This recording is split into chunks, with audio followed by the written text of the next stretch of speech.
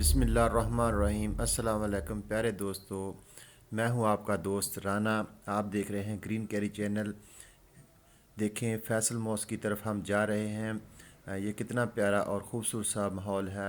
अभी जो बारिश है थोड़ी देर पहले ही रुकी है। बहुत ही ज़बरदस्त किस्म की ये लोकेशन बन चुकी है। अब हम यहाँ पर स्टे करेंगे, जुम्मा की नमाज़ पढ़ेंगे, इसके बाद आपको आगे लेके चलेंगे। तो सभी दोस्तों ने जो है हमारे साथ रहना है। बहुत ही प्यारी लोकेशन है और इसके साथ हम आपको अपनी एक छोटी सी लोकेशन दिखाएंगे। देखें दोस्तों, कितना प्यारा मौसम है। बारिश जो है वो रुक चुकी है और ये हाइबिस्कस के फ्लावर जो हैं वो ब्लूम किए हुए हैं। बहुत ही खूबसूरत सा लोकेशन बन रही है ये। तो आप सब दोस्तों ने कमेंट्स में बताना है हमें ये हमारी आज की मेहनत, हमारी कोशिश आप लोगों को कैसी लगी।